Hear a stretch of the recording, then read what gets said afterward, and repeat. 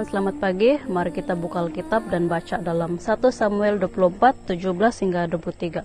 Ayat 17, setelah Daud mengucapkan kata-kata itu, Raja Saul bertitah, "Benarkah kamu ini Daud anakku?" Lalu Raja Saul menangis. Kemudian Raja Saul bertitah kepada Daud, "Memang kamulah yang benar dan beta bersalah. Kamu telah berlaku begitu baik terhadap beta, walaupun beta telah berlaku jahat terhadapmu. 19 hari ini kamu telah membuktikan bahwa kamu bermaksud baik terhadap beta. Kamu tidak membunuh beta walaupun Tuhan telah menyerahkan beta kepadamu. Jarang sekali orang melepaskan musuh tanpa menyakitinya setelah ditemuinya musuh itu. Tuhan memberkati kamu karena perbuatanmu yang baik terhadap beta pada hari ini. Sekarang beta yakin bahwa kamu akan menjadi raja Israel dan bahwa kerajaan Israel akan makmur di bawah pemerintahanmu. Tetapi berjanjilah demi Tuhan bahwa kamu tidak akan membunuh keturunan beta dan tidak menghapuskan nama keluarga beta." Ayat terakhir 23. Oleh itu Daud bersumpah untuk memenuhi permintaan itu. Kemudian Raja Saul pulang ke rumah dan Daud serta anak buahnya balik ke tempat persembunyian mereka. Shalom, saya akan bacakan dalam Kitab Ibrani 5 ayat 7 hingga 10. Semasa Yesus hidup di bumi ini, dia berdoa dan memohon dengan seruan dan tangisan kepada Allah yang berkuasa menyelamatkan dia daripada kematian. Oleh sebab Yesus merendahkan diri dan taat kepada Allah, Allah mendengarkan permintaannya.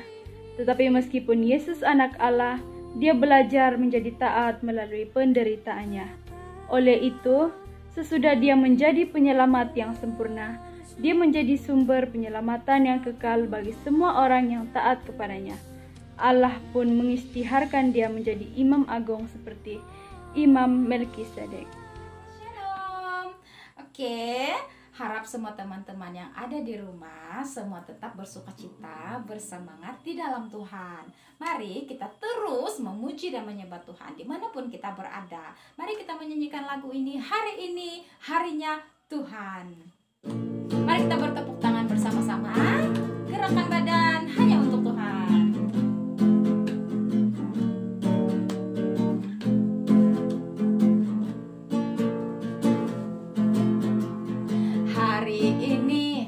Hari ini harinya Tuhan, harinya Tuhan. Ku bersuka dan bertamasya, Hari ini harinya Tuhan. Ku bersuka dan bertamasya. Hari ini harinya Tuhan.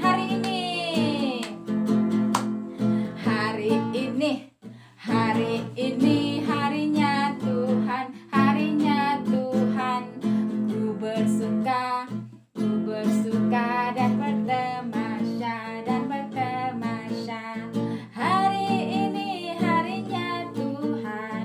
Ku bersuka dan bertamasya. Hari ini harinya Tuhan. Hari ini harinya Tuhan. Hari ini harinya Tuhan. Haleluya. Shalom sekali lagi untuk kita semua. Kita bertemu di dalam ibadah online kita ini.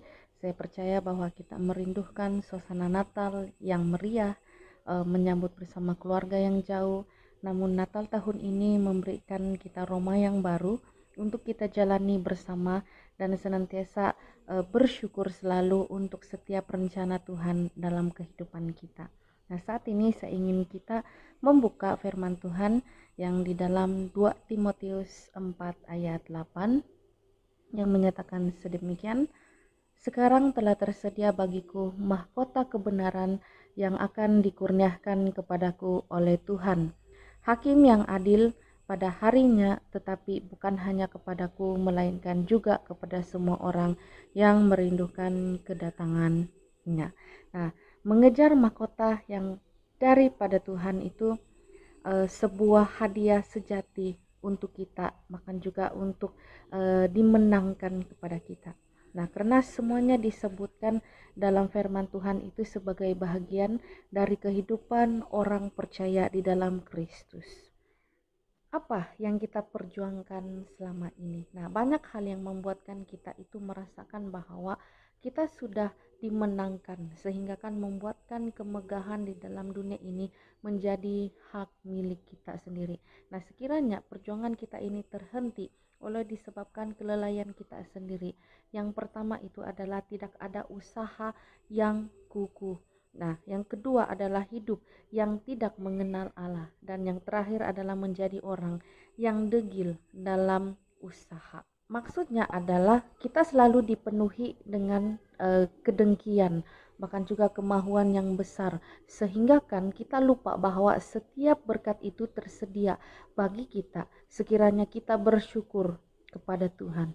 Nah, saat ini kita akan lihat rahasia untuk mendapatkan hadiah ataupun anugerah yang Tuhan sediakan kepada kita. Yang pertama itu adalah hidup yang diperbaharui. Nah, sebuah ataupun sebagaimana halnya pada zaman Nuh itu, demikian pula halnya kelak pada kedatangan anak manusia. Sebab sebagaimana mereka pada zaman sebelum air bah itu makan dan minum, kawin dan mengawinkan, sampai kepada hari Nuh masuk ke dalam bahtera, dan mereka tidak tahu akan sesuatu sebelum air bah itu datang dan melenyapkan mereka semua. Demikianlah pula halnya kelak kedatangan anak manusia. Matius 24 ayat 37 hingga 39. Itulah yang dinyatakan hidup yang diperbaharui, yang tanpa kita mengetahui apa-apa hal. Hal kedua adalah menuruti kehendak Tuhan. Nah, sekiranya kita mau taat dan turut pada kehendak Tuhan itu, Tuhan tahu yang terbaik bagi anak-anaknya. Dan kalau kita datang kepada Tuhan, Tuhan akan beritahukan apa yang harus kita putuskan dan juga yang kita lakukan. Karena itu semua adalah kehendak Tuhan yang terjadi di dalam setiap kehidupan kita. Hal yang terakhir itu adalah menjadi manusia baru. Saya percaya Anda dan saya mengetahui manusia baru itu bagaimana. Manusia baru yang senantiasa memberikan kita hal-hal yang terbaik, yaitu menciptakan kehidupan yang baru kepada Tuhan. Nah, kita adalah orang-orang yang percaya dalam nama Yesus. Kita adalah ciptaan yang baru, kita manusia yang baru. Tuhan mau memperbaharui kita itu setiap waktu dari masa ke masa. Bahkan setiap hari Dia mau memperbaharui kita. Karena di setiap kehidupan kita itu kita dipenuhi dengan segala hal-hal kegelapan, dalam segala hal-hal yang tidak diinginkan. Karena itu kenapa Tuhan coba untuk memperbaharui kita dari masa ke masa, dari setiap hari ke setiap hari. Karena setiap kita itu adalah manusia yang berdosa, manusia yang senantiasa diperlakukan, ataupun manusia yang sukar untuk melihat kehendak Tuhan dalam setiap kehidupan kita. Karena itu apa yang ingin saya sampaikan kepada kita semua adalah senantiasa menjadi manusia yang baru, bahkan juga senantiasa mengambil hadiah atau anugerah yang dimenangkan oleh Tuhan. Salam sejahtera, Tuhan memberkati kita semua.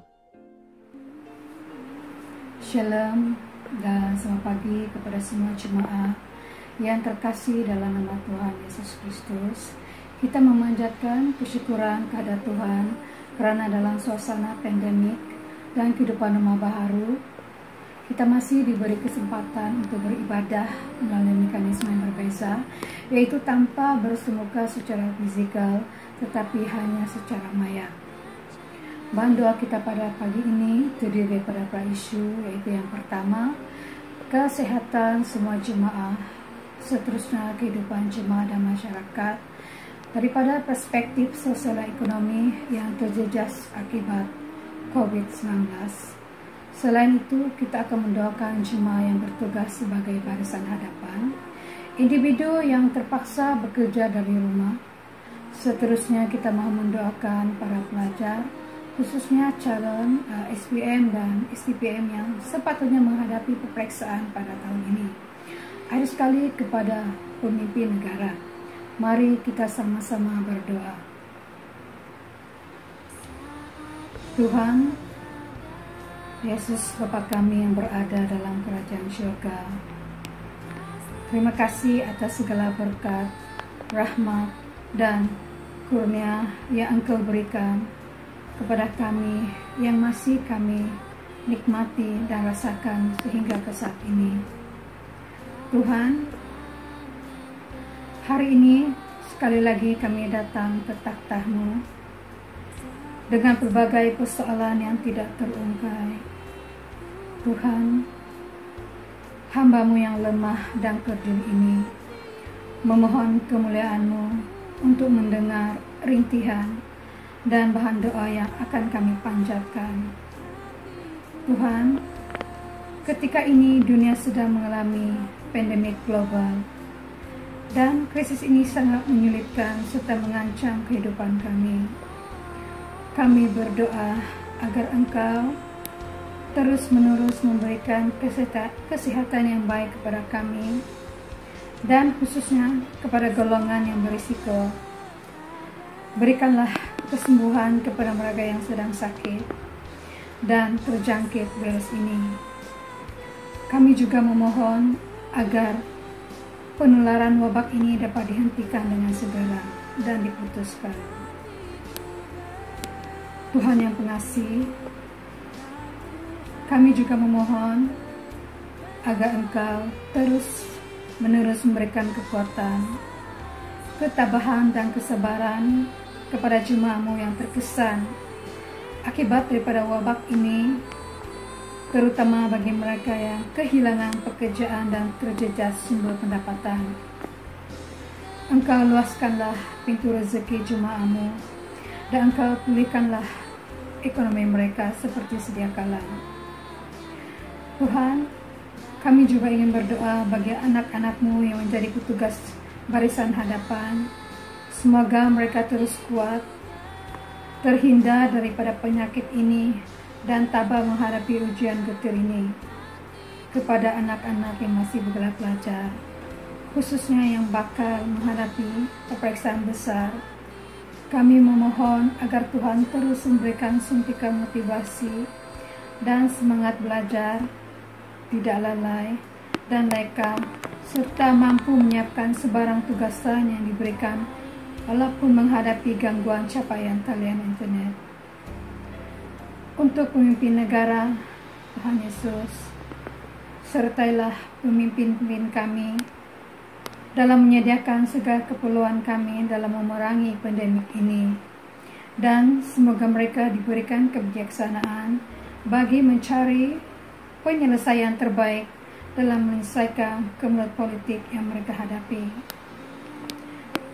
Dengan nama Tuhan Yesus Kristus kami telah berdoa dan mengucap syukur. Amin.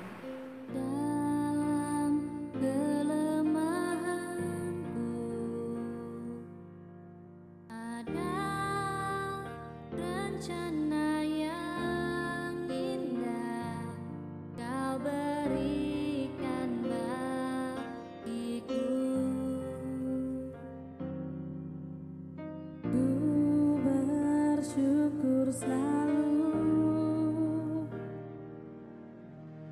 dan